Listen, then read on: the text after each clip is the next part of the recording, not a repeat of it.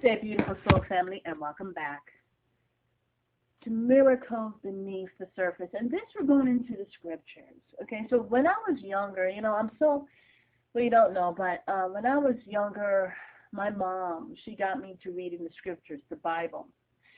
And back then, I was being obedient, but there are times where I just, I was a child. But as I get older, I am so happy to have read the scriptures. And the Bible itself says, God says that, do not forsake the things that you did when you were young. I mean, there are certain things that we do that we were young that we should forsake, which is immaturity. But the thing about maturity is there are good habits that we are taught. Here in the Bible it talks about good doctrine, that children should obey their parents and also understand good doctrine. Okay, and so the thing about it is that there is a lot of things that can be taught, but there are certain things that are not taught. And this is not just within a lot of people expect, well, go to church, I expect to hear the word of God, right? And they just have it, like it stops there at the building, the church that they go to, without really understanding who they are. And so in the beginning of when I was starting with Miracles Beneath the Surface, when I was first got on, as I mentioned, I was a tarot, oracle reader. And so God had called me to be a reader, be the oracle, be a reader of his word. All that stuff doesn't happen overnight, but it was major changes. One thing that I definitely was called to speak about is self-love, self-care, self-nurture. And it's not so much about just it's a selfish thing to do.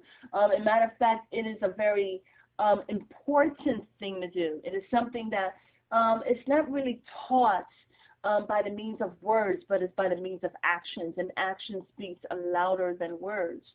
Where instead of like virginity, instead of speaking upon it and showing how beautiful it is and how it is sacred, there are so many things that come against it by the means of actions.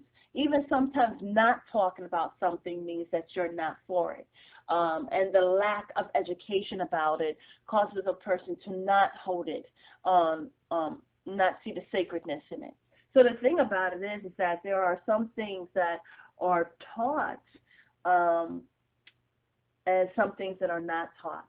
And sometimes, there are, when you only look to the church and then say, okay, that is the place that I am going to hear the word of God, and then once you leave the church, that is it, you are doing a great disservice to self. There's so much. There's a plethora. What I've always understood is that the pastor or the preacher or the bishop or whoever is bringing forth the message to their church, to their congregants, okay, because of the fivefold ministry, right? The thing about it is that you're only getting but so much, according to, now the word of God meets everybody. But the thing about it is that what are you doing? What is at the forefront of your mind when you're in the midst of your home? Not only the house that you're in, but your temple, your body, what's going on internally. Are you, there's a lot where you can only go to church to receive the Holy Spirit, but that is not so. That is not so. And in 2020, a lot of people have come to find, that is not so. I wonder how many people picked up their Bible. No judgments, just a question, rhetorical question that is meant to get you to start thinking, and it's about being present. You go to the doctor because of an ailment that was caused from something of the past. But in order to be present, to be able to know that you are receiving the healing so that you can move forward. If you are stuck in the past, even in front of a doctor, even in the midst of receiving medicine of some sort that can bring you healing, whether it's through words or through the Bible or whatever. The thing is that you have to be present. Okay? You have to be present fully. Okay? Not partially, because we want to fully be healed, not partially healed, right? So the thing about it is that um, there are a lot of people that feel that there's only one way to get the Holy Spirit, and it's not.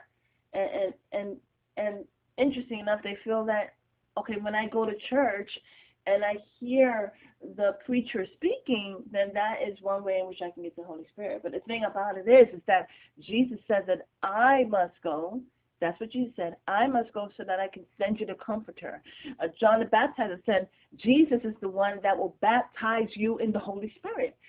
John the Baptizer didn't say anything about a preacher. He said, listen, I'm not the one that can do it. Okay? When we understand who we are, when we understand that God, great is God that is within us and that of which is in the world, we won't have to go anywhere but God in the name of Jesus. Okay? And there are a lot that really, excuse me, there's a lot that really, they don't come to understand that. There is a major disconnect from themselves to where they believe that they have to go to another person a physical person in order to be saved. But we see in the scriptures where it says, cry out to me, cry out to the Lord Jesus, and you shall be saved. Not cry out to a pastor. It's one thing for a pastor to pray for you, but you don't even need a pastor to pray for you.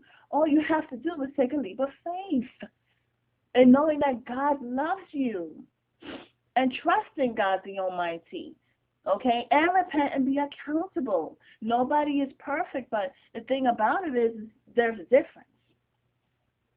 So, I was just thinking about, there is an account, and I was just wondering, there are a lot of things that have been taken out of the Bible. When I was younger, I read a scripture where it was talking about how the true residents of the land are not the ones to pay the taxes. Okay, but Jesus said, nevertheless. And so you may not believe that was in the Bible, but it was in the Bible. It truly was.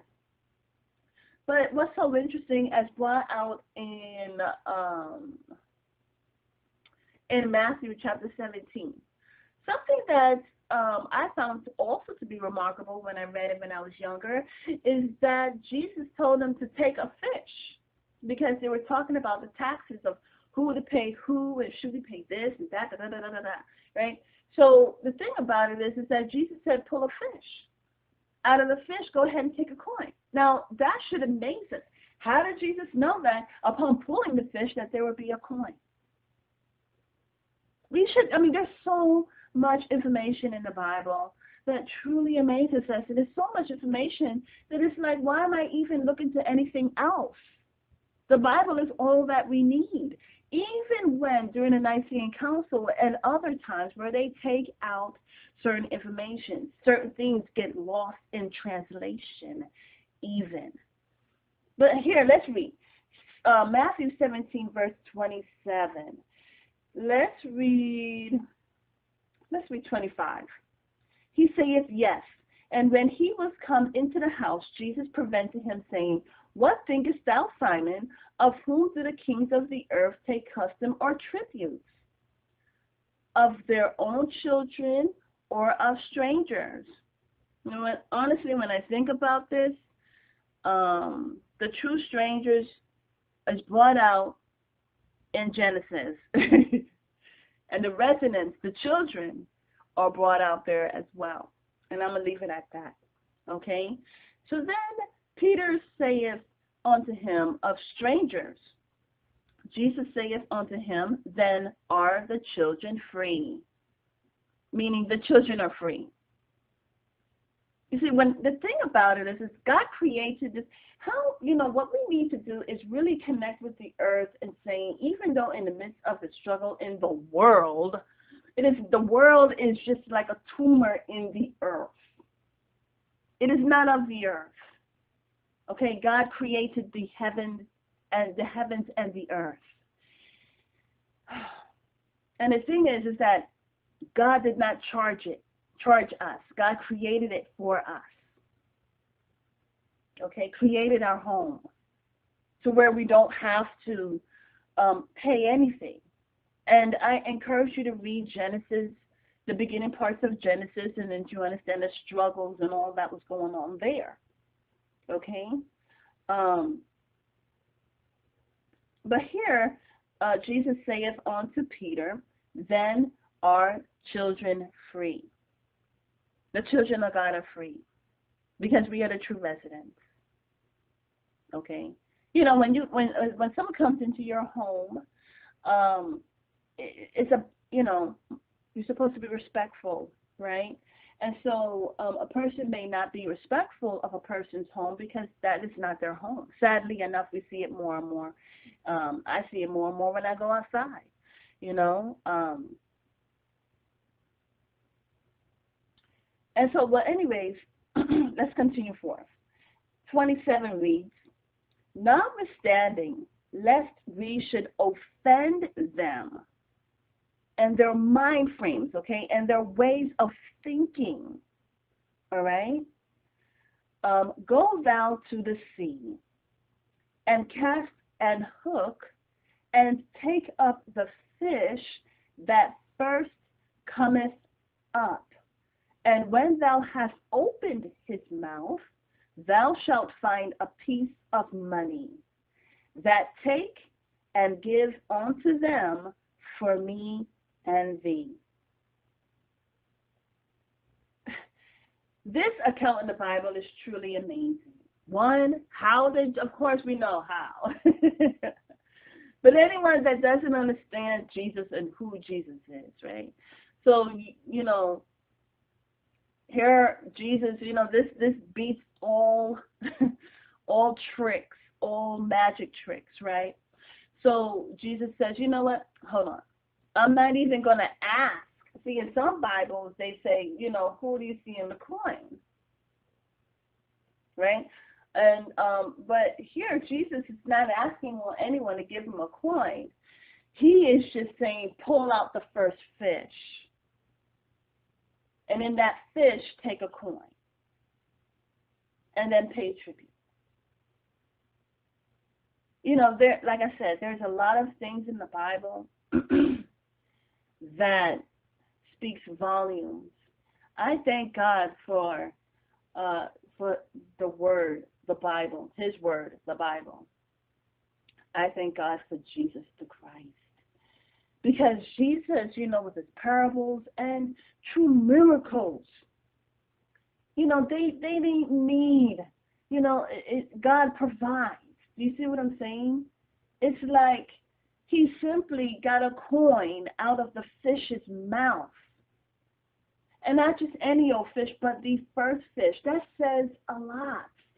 Let the hearers hear and let the seers see what is being said. And the thing about it is that when we do our own Bible study, we are not doing it on our own, alone. The Holy Spirit helps us to understand what's going on, helps us to see what is in the Bible. And so when we are able to read the Bible and we are able to understand all that is going on, we can say to ourselves, you know what? All I need is God. There are a lot of things, this word has been thrown around so many times, narratives.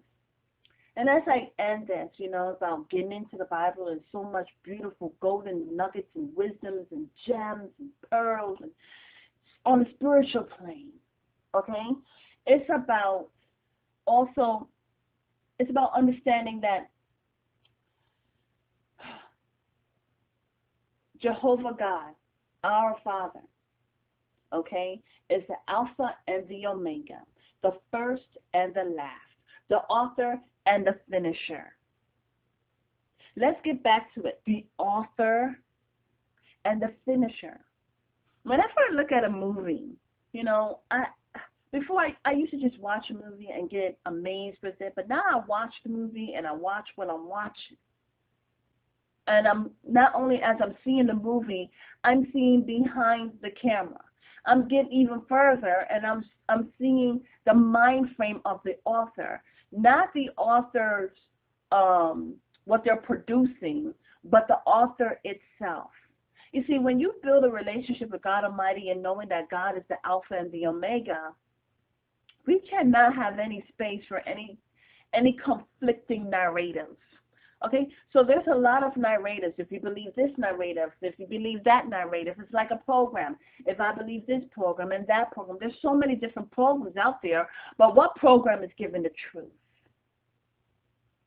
Is there a constant looping of one program after another program, like an episode after the next episode? And trust, I do like my series and episodes, but we have to understand what's going on in our real life. So whenever I look at a movie or an episode or a season, and it doesn't make any sense to me, I say, well, the reason why this program is like this is because of the belief factors and systems and narratives that the author himself or herself has put themselves under. You know, so if the ending of a movie is not about hope, then I know for a fact that whoever is producing the script has an agenda against hope. You see? And so that's why we have to watch what we're watching and listen to what we're listening and seeing what is the ending result immediately. That's utilizing discernment. And so we hear about a lot of narrators, but what God was telling me in that knowing that God is the Alpha and the Omega, we have the word which is written. Okay? But then we also have a narrative. And God says that Satan is the confusion. He's the author of confusion. Now, we also have narratives. When we have a narrative, we have to ask ourselves, is it in the same tone of that of which is written, or is it bringing about a narrative that is conflicting the Word of God? So when we see narratives, there are a lot of narratives that conflict with the Word of God by bringing forth fantasies. Okay? And so we have to say, okay, what does the Word of God say? In order to understand and depict the truth about narratives and understanding whether it is of God or not of God, we have to first go to the Word of God, and we definitely must build our relationship with God the Almighty in Jesus' name. When we have the truth, and then therefore comes a narrative, we can understand whether it is an opinion or it is truth. The thing about it is there's a lot of narratives that tries to spin you off into a loop going nowhere. And the only narrative is God the Almighty. The only narrative really is the Holy Spirit. Okay? The narrators of the world will try to depict something that is believable, and as long as you can believe in that narrative, then you're hooked. But if you embrace the Bible, it doesn't matter what narrative comes before you, because God, by the means of the Holy Spirit, will give you discernment. And so no matter what narrative is out there, as long as we have the truth, we shall be made free. Have a beautiful and wonderful day. God's bless.